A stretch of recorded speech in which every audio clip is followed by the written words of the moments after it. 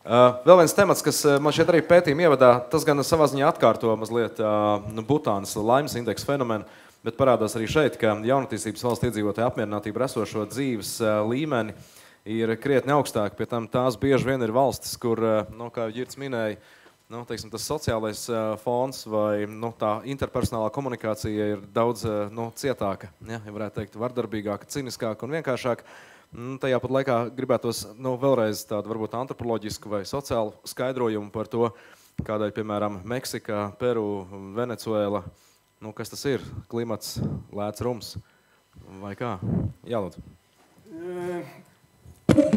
Man pietiks ar ekonomisku. Diemžēl Ķīļkungs var būt tur atrast arī antropoloģiskas vai kādas citas sekas, un varbūt arī viņas ir. Bet mēs Eiropā esam vēl ar vienu mēģinām būt augstprātīgi.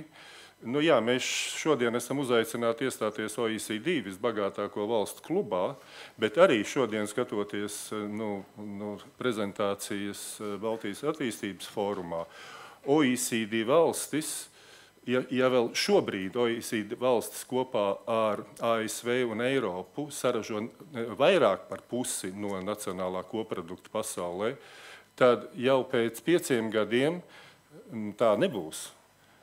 Un mēs varam smīkņāt par šīm valstīm, bet Brazīlijas, ko es ļoti labi zinu, Brazīlijas pieaugums un dzīve tur notiek. Dzīve tur kūsā, tur nav jauniešu bezdarba, kas ir mūsu Dienvidu Eiropas valstīs 50, 70 un vairāk procentu, kur aug paudze.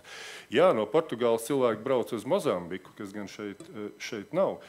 Tā kā Brazīlija, kurā vienlaikus, kas laikam nav bijis pēdējo pasaules vēsturēs, kas vienlaikus rīkos olimpiskās spēles ar dažu gadu pārtraukumu un pasaules futbola čempionātu, kas laikam ir 2 no lielākajām pasaules tādiem notikumiem, ne jau tikai sporta jomā. Un, ja skatāmies uz citām valstīm, tad jā, Eiropa ir ļoti sadalīta, un tieši Vācija ir augstu un Nīderlanda.